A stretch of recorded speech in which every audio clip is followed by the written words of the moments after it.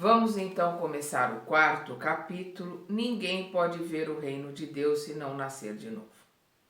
Jesus, chegando aos arredores de Cesareia de Filipe, interrogou os seus discípulos, dizendo-lhes: Que dizem os homens sobre o Filho do Homem? Quem dizem que eu sou? Eles lhe responderam: Uns dizem que é João Batista, outros que é Elias, outros ainda que é Jeremias ou algum dos profetas. Jesus lhes disse: E vós? Quem dizeis que eu sou? Simão Pedro, tomando a palavra, disse-lhe: Tu és o Cristo, o Filho do Deus vivo. Jesus lhe respondeu: Tu és bem-aventurado, Simão, filho de Jonas, porque não foi a carne nem o sangue que te revelaram isso, mas meu Pai que está nos céus. Mateus capítulo 16, versículo 13 a 17, e Marcos capítulo 8, versículos de 27 a 30. Então, por que Jesus está aqui perguntando que dizem os homens sobre o Filho do Homem? Porque no judaísmo sempre se acreditou e se acredita até hoje na ressurreição. A ressurreição é a volta de um determinado espírito que eles consideram que só... Eles usam a palavra ressurreição porque a ressurreição é voltar com o mesmo corpo, né? Não tem como. Então, na realidade, eles estão falando de reencarnação porque eles acreditam na reencarnação dos profetas. Não de todo o povo, que é o que Jesus veio esclarecer, mas dos profetas. Por isso que Jesus pergunta: quem dizem que eu sou? E aí os discípulos respondem: uns dizem que é Jeremias, outros dizem que é Elias. Ou seja, os profetas podiam reencarnar, eles podiam voltar. Isso era normal para eles, né?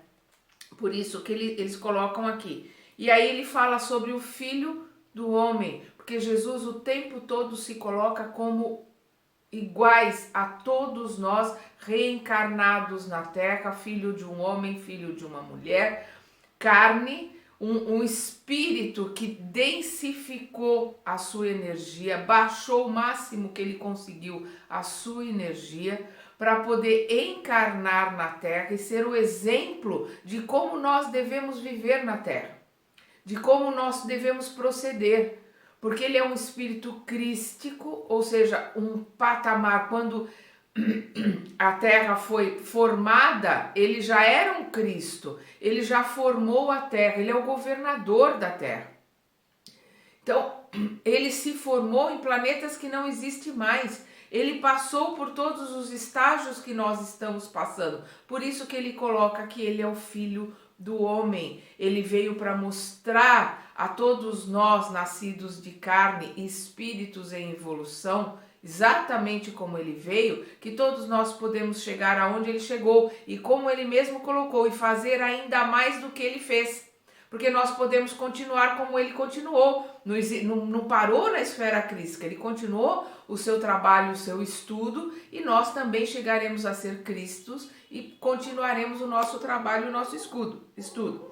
Então aqui quando ele diz, e vós, quem dizeis que eu sou?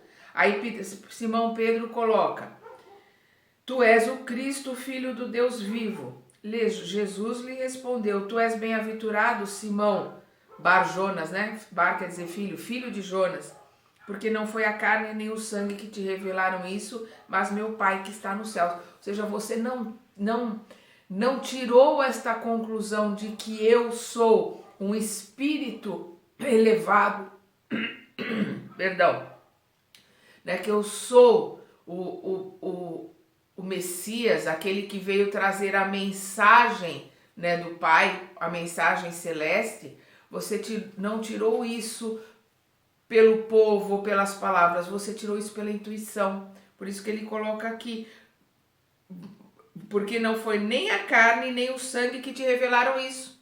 Quer dizer, não foi o teu corpo de carne que te revelou isso. Não foi a vestimenta que você usa aqui na terra que te revelou isso. Mas meu Pai que estás nos céus. Ou seja, a intuição, perdão, a intuição, o fato de você se comunicar com os espíritos superiores é que fizeram com que você entendesse que eu sou, né, o Filho do Deus vivo. Eu sou o Filho de Deus. Como todos nós aqui somos filhos de Deus, só que ele num estágio extremamente elevado, que veio nos mostrar qual é o caminho para nós podermos chegar aonde ele chegou.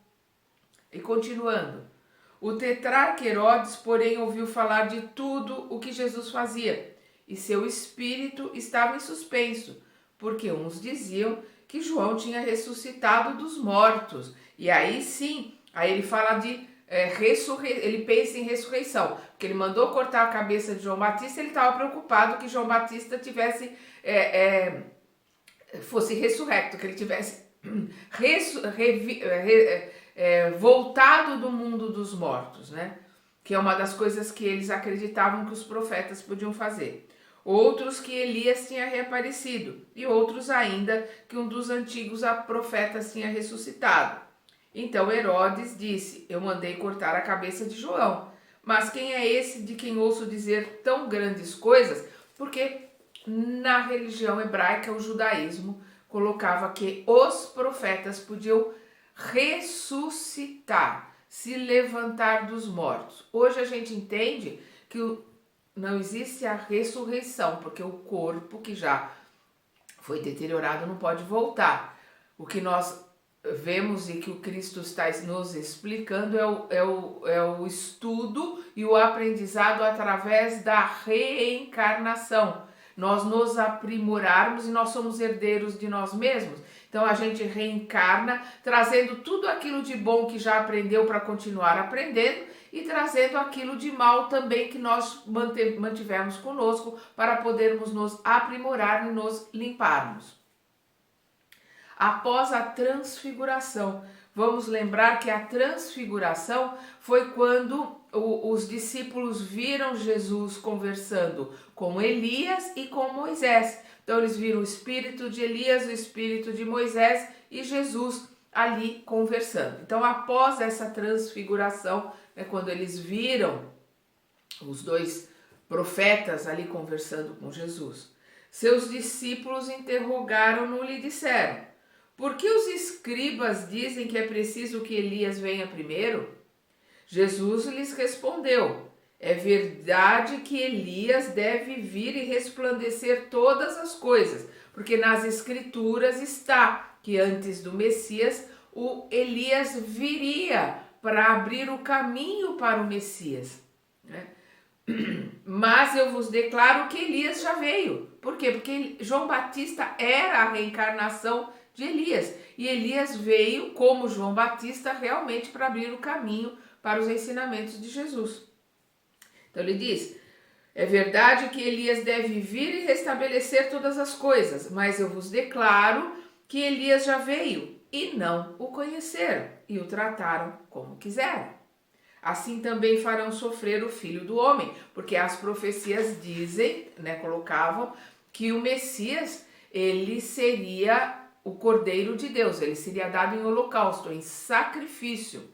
E é o que Jesus coloca aqui: assim também farão sofrer o Filho do Homem. Ele, filho da humanidade, homem como qualquer um de nós, mas a carne, a reencarnação, um homem como qualquer um de nós. Mas o espírito que habitava esta vestimenta, esta carne, era um espírito elevadíssimo, crístico, que veio nos trazer os ensinamentos, colocar luz no nosso caminho, nos mostrar como nós devemos proceder na terra, porque ele, antes de tudo, ele era o exemplo que nós temos que seguir. E ele sempre coloca que ele veio testemunhar a verdade, ele veio testemunhar os ensinamentos de Deus, ou seja, que os ensinamentos de Deus devem ser seguidos, podem ser seguidos, não, e que basta querer, basta que a gente queira realmente viver dentro das normas e dos ensinamentos de Deus,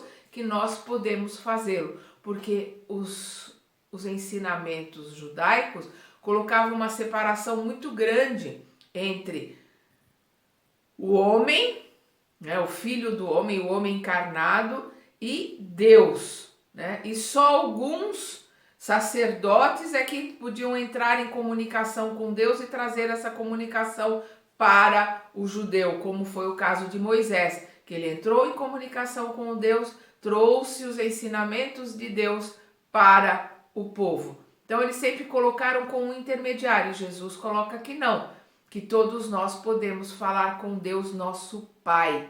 Numa religião em que a palavra de Deus não poderia ser colocada. Eles usavam todos os tipos, o grande, o mestre, o iluminado, porque não se usava, né, como, até por ser um mandamento que Moisés trouxe, não usarás o nome de Deus em vão. E Jesus vem e muda isso, porque ele coloca que Deus é nosso Pai e que ele iria falar com o Pai, que ele trazia os ensinamentos do Pai. E isso para eles era uma blasfêmia, chamar Deus de Pai, porque eles consideravam uma distância muito grande entre nós e Deus. E Jesus veio mudar, quebrar tudo isso. Então os discípulos compreenderam que era de João Batista que eles falavam. Então eles entenderam que Jesus estava falando que Elias veio como João Batista e que não o reconheceram. Depois nós vemos aqui Kardec falando de ressurreição e reencarnação. A reencarnação fazia parte dos dogmas judeus sob o nome de ressurreição, é o que eu estava colocando. Somente os saduceus pensavam que tudo acaba com a morte e não acreditavam em ressurreição. Vamos lembrar lá a explicação da introdução. Os saduceus eram os materialistas da época, né? Eles achavam que tudo terminava com a morte. As ideias dos judeus sobre esse ponto, assim como muitos outros, não eram claramente definidas, porque só tinham noções vagas e incompletas sobre a alma e sua ligação com o corpo. Acreditavam que um homem que venha vivido poderia reviver, sem se darem conta com precisão da maneira para a qual isso poderia acontecer. Por isso que a palavra ressurreição quer dizer usar aquele mesmo corpo, ressurgir, né? Ressurgir naquele mesmo corpo e continuar a vida. E a reencarnação vem nos explicar como isso procede. O espírito é imortal, o espírito volta para o seu lugar de origem, que é a nossa verdadeira vida, que é o mundo espiritual, e reencarna num novo corpo de carne para continuar o seu aprendizado. Designavam pela palavra ressurreição o que o espiritismo chama mais judiciosamente de reencarnação. Com efeito, a ressurreição supõe o retorno à vida do corpo que morreu, o que a ciência demonstra a ser materialmente impossível, sobretudo quando os elementos desse corpo estão desde muito tempo dispersos e absorvidos. A reencarnação é o retorno da alma ou espírito à vida corporal, mas em um outro corpo, formado novamente para ele, que nada tem em comum com o antigo corpo. A palavra ressurreição poderia assim se aplicar a Lázaro, mas não a Elias nem aos outros profetas, porque Elias reencarnou. Lázaro se coloca que houve uma ressurreição de Lázaro, porque Lázaro foi considerado morto e Jesus o ressuscitou. Como Jesus não quebrou nenhuma das leis de Deus, a gente talvez mais tarde entenda direito o que aconteceu com Lázaro. Ele curou, vamos lembrar, a parte física, ele curou os leprosos. Os leprosos tinham o corpo todo danificado pela hanseníase e Jesus os curou, mandou que eles voltassem para a cidade, se apresentassem no templo para mostrar que estavam curados e voltar para a vida normal deles.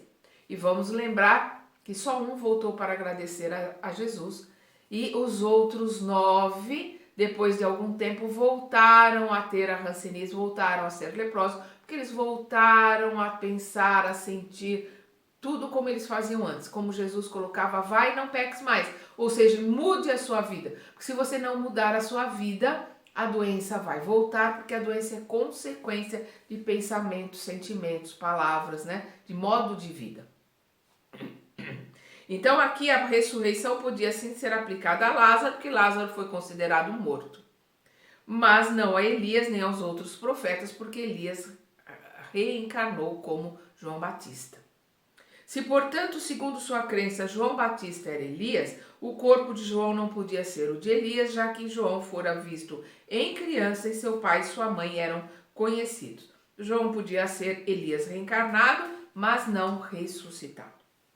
Onde havia entre os fariseus aqui uma outra colocação. Ora, havia entre os fariseus um homem chamado Nicodemos, um senador dos judeus. Então vamos lembrar que Nicodemos era um fariseu. Era um homem da lei, era um homem que estudava as leis e ele fazia parte do Sinédrio. Era um homem extremamente importante. À noite foi encontrar Jesus e lhe disse: por que ele foi encontrar Jesus à noite? Para que ele não fosse reconhecido, para que ninguém visse que ele estava indo falar com Jesus, por causa da posição elevada que ele ocupa no Sinédrio, por ele ser um fariseu. À noite foi encontrar Jesus e lhe disse: Rabi. Rabi quer dizer grande mestre, no sentido de reverência. Quando ele chama Jesus de Rabi, ele está ali considerando Jesus como Messias. É uma reverência que este fariseu, que este homem das leis da época faz a Jesus. Então, Rabi, sabemos que vens da parte de Deus para nos instruir como um mestre. Pois ninguém podia fazer os milagres que fazes se Deus não estivesse com ele. Vamos lembrar lá no Velho Testamento que é perguntado ao profeta como que eles iriam reconhecer o Messias quando ele viesse. E o profeta coloca que vocês o reconhecerá pelos seus sinais. Então nós vamos ver em algumas traduções que podemos colocar que ninguém faria os sinais que tu fazes se tu não fosses realmente o Rabi, se tu não fosses realmente o mestre, o Messias, né? Jesus lhe respondeu: em verdade te digo, ninguém pode ver o reino de Deus se não nascer de novo. Nicodemos lhe disse: como pode nascer um homem que já é velho? Pode voltar ao seio de sua mãe para nascer outra vez? Jesus lhe respondeu: em verdade te digo, se um homem não renascer da água e do Espírito, não pode entrar no reino de Deus. O que é nascido da carne é carne, o que é nascido do Espírito é Espírito. Não te espantes com o que te digo, que é preciso nascer de novo. O Espírito sopra onde quer, ouves sua voz, mas não sabes de onde vem nem aonde vai. Assim acontece com todo homem que nasceu do Espírito.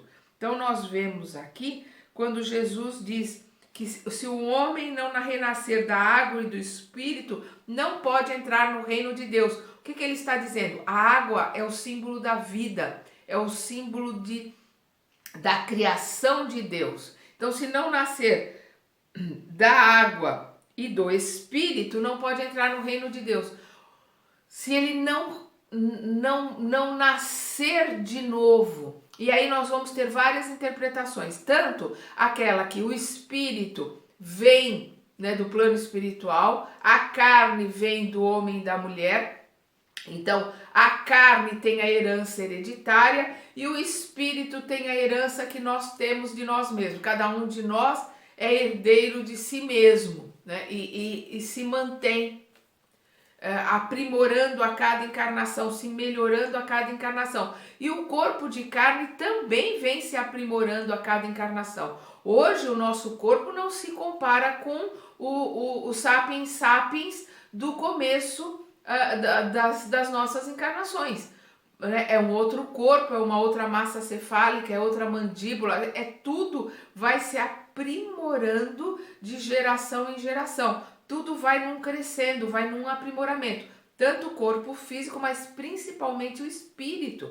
Os espíritos que já se elevaram, os espíritos que se transformaram na sua reforma íntima, no seu encontrar a si mesmo, no seu parto, no nascer de novo de si mesmo, que é o Jesus coloca: aquele que não nascer de novo não entrará no reino dos céus. E nós temos que fazer o nosso próprio parto. Nós temos que nascer de novo de nós mesmos. Pelo autoconhecimento, pelo autoburilamento, pela reforma íntima. Então, aqueles que já ultrapassaram tudo aquilo que a terra pode lhes dar e tudo aquilo que aquele espírito pode dar para a terra, já foram para outros orbes, já foram para outros planetas que estão em estágio de aprendizado melhor. Se nós estamos aqui, porque aqui é o nosso lugar. É aqui no planeta de provas e expiações, no meio de uma transição que nós temos que estar para aprender e para crescer. E como Jesus coloca aqui, o que é nascido da carne é carne, o corpo pertence a esse planeta, né? É só uma vestimenta para a gente poder estudar aqui. E o que é nascido do espírito é espírito. O espírito foi criado simples e ignorante, fomos todos criados por Deus. E nós vamos caminhar com o nosso livre-arbítrio, pela nossa vontade, até voltarmos a Deus como seres angélicos, cristos, iluminados pela nossa vontade de crescer e de se melhorar. Então, o que é carne, pertence a este planeta e é só uma vestimenta para que a gente possa usar para se aprimorar. E o que é espírito, foi criado pelo Pai, todos nós iguais, simples e ignorantes, e cada um vai caminhando conforme o seu esforço, a sua vontade, o seu aprendizado. Vamos caminhando para o reino dos céus. Onde está o reino dos céus? Está dentro de nós. É a sabedoria, é o despertar da consciência, é o despertar da luz em nós. E aí, quando nós despertamos a luz em nós, nós encontramos o reino dos céus, o reino de Deus, porque o reino de Deus está dentro de nós. Não te espantes com o que te digo, que é preciso nascer de novo. O Espírito sopra onde quer, ouve sua voz, mas não sabes de onde vem, nem aonde vai. Assim acontece com todo homem que nasceu do Espírito. Todos nós somos espíritos, vamos para onde nós quisermos. Ou melhor dizendo, para onde a nossa elevação, a nossa vibração, a nossa energia permitir. Então, os espíritos elevados, um espírito crístico como o de Jesus, pode ir aonde quer, até porque ele é o governador do nosso planeta. Pode soprar, pode ir aonde quer, nós podemos ouvir a voz de espíritos elevados. Mas como ele diz aqui, né? Ouve sua voz, mas não sabes de onde vem, nem aonde vai. Porque nós não sabemos, não conhecemos a nossa criação, porque nós não temos capacidade de entender o que é Deus, né? Que é a força maior, que é a inteligência máxima, que é a criação de tudo. A gente não tem condições de entender, como está lá no livro dos Espíritos, nos faltam palavras, nos falta entendimento para entender o que é Deus. Mas nós somos criados por Ele. E nós não sabemos também para onde nós vamos, mas sabemos que caminhamos para o crescimento, para a melhora e para a angelitude. Mesmo que a gente caminhe em passo de lesma, como dizia o Chico, que ele caminhava em passo de lesma, mas estava sempre indo para frente, que isso é que é importante. Nicodemos lhe respondeu: como isso pode acontecer? Jesus lhe disse: és mestre em Israel e ignoras essas coisas. Vamos lembrar, Nicodemos é um fariseu, é um mestre em Israel, faz parte do Sinédrio, conhece toda os ensinamentos, né, do Velho Testamento, da Torá, de Moisés, de Abraão. Então, o que ele coloca é: és mestre em Israel e ignoras essas coisas. Em verdade, eu te digo que nós só dizemos o que sabemos e só damos testemunhos do que vimos. Porém, vós não acolheis nosso testemunho. Mas se não acreditais em mim, quando vos falo das coisas da terra, como acreditareis em mim quando vos falar das coisas do céu? Nós vamos ver isso em João capítulo 3, versículo de 1 a 12. Então é o que ele está dizendo aqui. Se vós que sois doutor da lei não conseguem entender o que digo, se nós só vemos aquele aqui, nós só damos testemunho do que vimos. Então Jesus veio dar testemunho de Deus, testemunho da verdade, porque ele viu, ele conhece, ele já vivenciou, ele já aprendeu, ele já chegou lá. Então ele veio dar testemunho de aonde nós podemos ir e chegar, se nós quisermos. Então ele fala para Nicodemos: se vós que sois doutor na lei, perdão, não entende o que eu digo quando eu falo das coisas da terra, porque a reencarnação, o nascer de novo, são coisas da terra. Como podereis entender o que eu digo quando eu vos falar das coisas do céu, das coisas do espírito, das coisas do plano espiritual? Imagina se Jesus fosse começar a falar sobre as coisas do plano espiritual, né? Se quando André Luiz veio trazer o nosso lar, né, no final da década de 30, ele só acho que só foi publicado em 40, mas ele foi escrito em 37, 38, né? Se eu não me engano. Quando ele foi levado para ser publicado, não queriam, diziam que era ficção científica, diziam que era animismo do Chico Xavier, que aquilo era um livro de ficção científica, não queriam publicar. Isso na década de 40 do século passado. Imagina 2000 anos atrás se Jesus fosse falar da vida espiritual. Aí ele não era ensinamento demais, era iluminar a tal ponto que ofuscaria a visão. Não teria sentido. Ele trouxe aquilo que foi possível trazer para os seus discípulos, para aqueles que tivessem ouvidos para ouvir e olhos para ver, para entender, para testemunhar aquilo que Jesus trouxe, os ensinamentos que ele nos trouxe. Então nós vemos aqui a incapacidade de Nicodemos entender a reencarnação, como até hoje algumas pessoas não conseguem entender a reencarnação. E algumas pessoas têm não me lembro agora qual é o livro, mas tem um livro que fala que tem muitos espíritas que falam, que pregam a reencarnação, mas que são órfãos de Deus. Ou seja, eles pregam, eles falam, mas é só da boca para fora. Na hora de testemunhar a crença, a fé em Deus, são órfãos.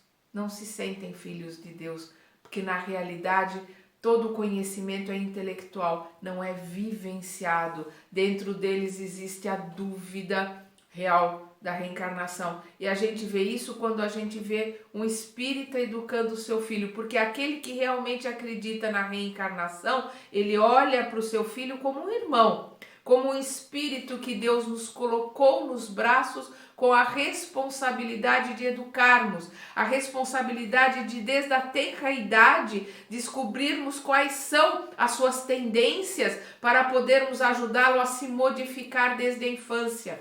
E a gente vê poucos espíritas fazendo isso. Por quê? Porque são poucos que realmente, no fundo do coração, acreditam na reencarnação. Olham para aquele irmão que está ali num corpo que está começando como um espírito, filho de Deus, e que está ali sobre os seus cuidados para que ele modifique as suas tendências desde a tenra idade.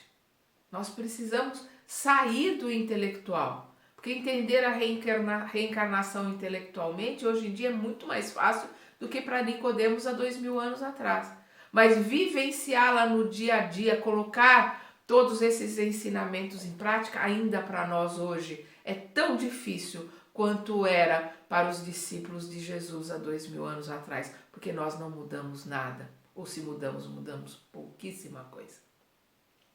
A ideia de que João Batista era Elias e que os profetas podiam reviver na terra encontra-se em muitas passagens dos evangelhos, notadamente nessas acima relatadas, né? Os itens que nós já lemos até agora. Se essa crença fosse um erro, Jesus não deixaria de combatê-la, como combateu tantas outras. Longe disso, ele a sanciona com toda a sua autoridade e faz dela um princípio, uma condição necessária, quando diz: ninguém pode ver o reino dos céus se não nascer de novo. E ele insiste acrescentando: não te espantes disso que te digo, que é preciso nascer de novo. E estas palavras, se um homem não renasce da água e do Espírito, foram interpretadas no sentido da regeneração pela água do batismo. Mas o texto primitivo trazia somente: não renasce da água e do Espírito, ao passo que em certas traduções substitui-se o do Espírito por do Espírito, por do Santo Espírito, o que não corresponde ao mesmo pensamento. Esse ponto capital sobressai dos primeiros comentários feitos sobre o Evangelho assim como será um dia constatado sem possibilidade de equívoco. Aqui ele fala das várias traduções. Por quê? Porque nas primeiras traduções eles quiseram trazer isso para o batismo. O batismo foi criado pela Igreja Romana, se imitando o que João Batista fazia, porque o que João Batista fazia era o mergulho na água para se limpar o espírito. E a palavra mergulho na água é batismo. Batismo é mergulhar na água.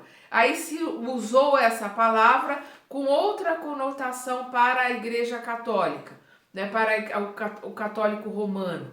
Enquanto que para João Batista, aquele mergulho era um simbolismo, mergulhar na água para se purificar, para se limpar dos pensamentos e das ideias que tinham até ali e para nascer um homem novo a partir dali.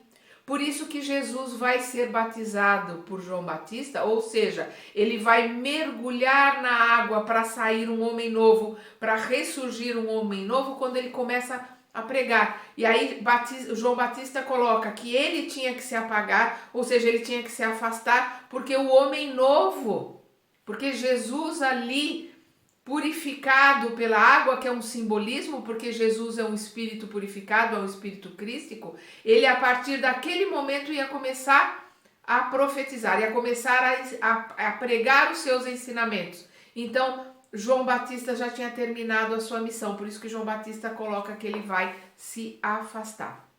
E a gente precisa entender o renascimento, principalmente na sua essência mais profunda, que é o parto que nós temos que fazer de nós mesmos, que é o renascimento através do autoconhecimento, que é o que nós chamamos de reforma íntima.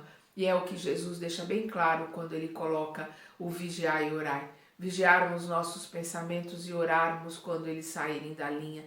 É nós vigiarmos os nossos sentimentos, vigiarmos as nossas emoções e nos modificarmos a toda hora, a todo tempo. Vamos continuar estudando este capítulo na sua segunda parte.